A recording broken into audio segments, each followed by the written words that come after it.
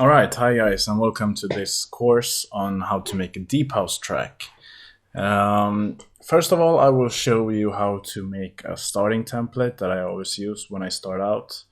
It contains some preloaded effects and sidechain track and stuff like that, just to start out with stuff that I don't need to put in every time I want to make a track. So it's pretty good to have a starting template so you can just go and write out your ideas instantly. So what I have in this starting template here is that I have a sidechain track. I can show you how to make that one. You just go to the plus sign and create a software instrument track, and you have just an empty track there. And I just did it this way. I added a software instrument, a utility, and a Klopfgeist, and I just have the default settings on here. Just did that one, and I routed this track to bus 64. And why bus 64 is just because I don't want to have this other buses to be used to anything else than just effects or sends in the later process. So bus 64 is kind of far away from every other bus, so I just did it that way. So here I have the bus 64 on the right hand side, and the thing I did here is just to take away the output from the signal. So just choose the no output, and you will have a signal from this that it's just completely silent, but you can still see that it's going a signal from here. So then I just did it this way. I just put it on the MIDI data here, so I can have this sidechain. And why did I chose to do it this way rather than having a sidechain plugin? Like there's a lot of sidechain plugins on now, but for instance, we have the Nicky Romero Kickstart plugin. It's a cool sidechain plugin to make your sounds duck when the kick hits, or you can experiment with that stuff. I don't use this one. I don't use the plugins at all.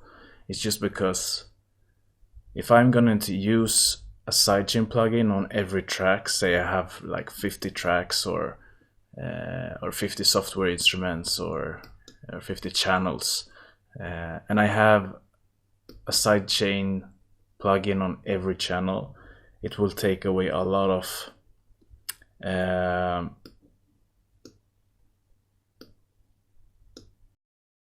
I would have to disable or automate the signal on 50 channels every time I want the sidechain to go off or go back on again.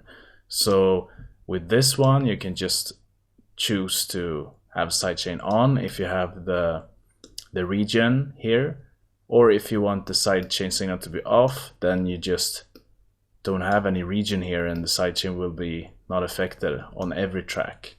So that's why, basically.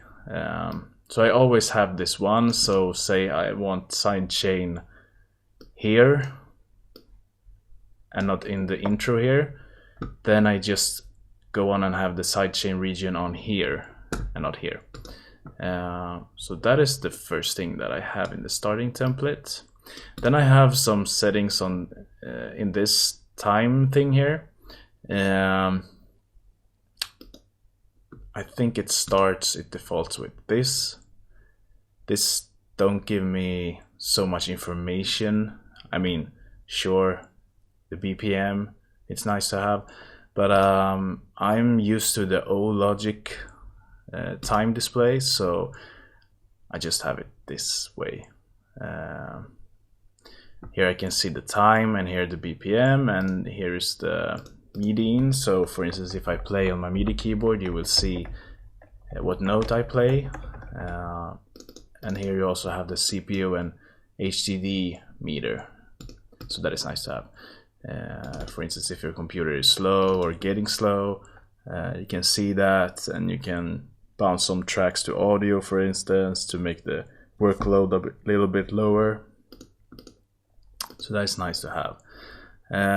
What I also have is some effects on, some sends. I have 3 sends on here, and the first one is just a small reverb. It's nice to have 3 different reverbs on, because if you want some reverb, it's nice to send a sound to either 1 or 2 or 3 reverbs max. So if, say for instance, I have those 50 software tracks, if I make a reverb track on every one,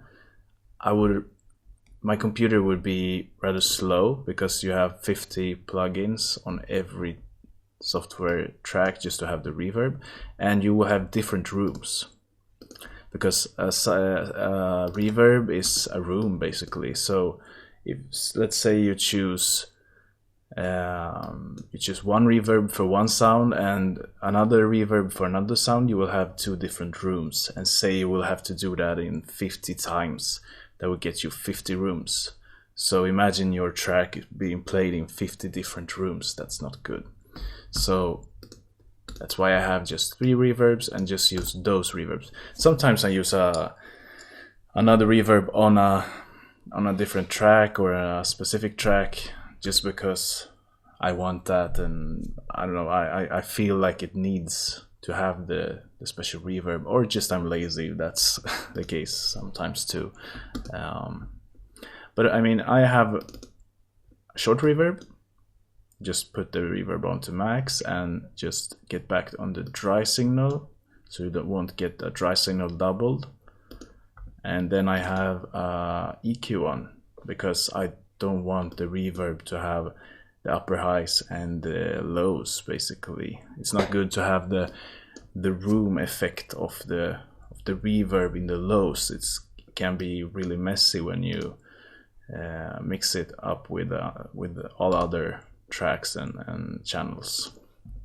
So what I did basically is just I copied this reverb to another and to another one, and I did the same thing with the EQ,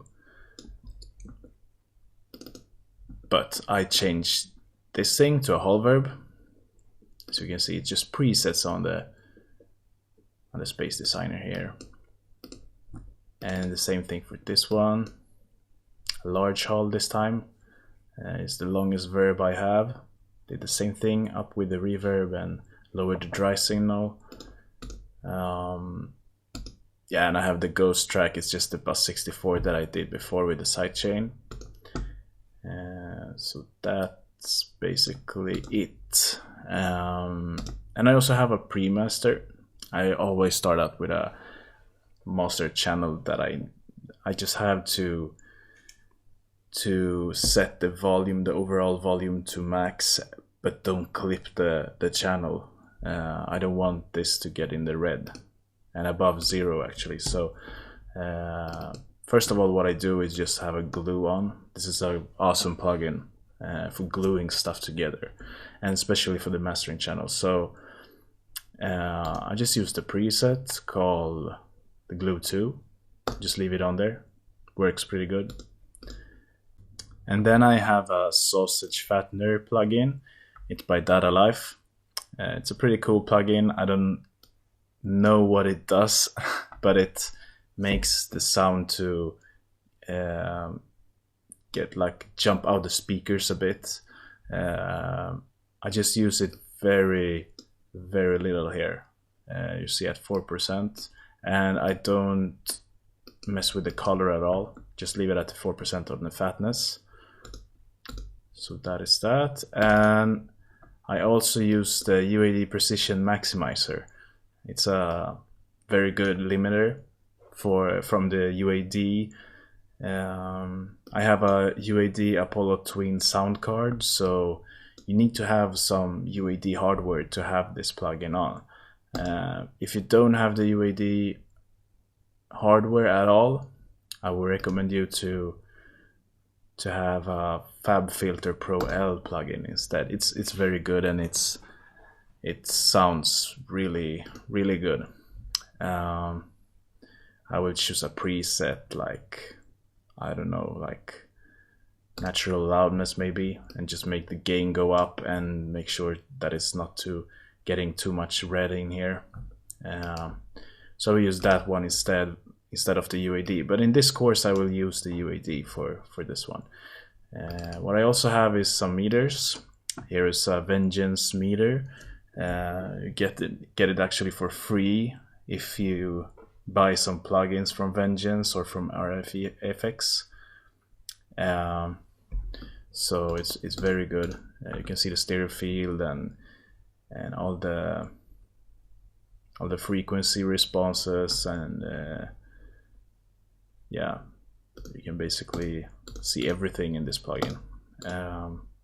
What I also have is a Smexoscope.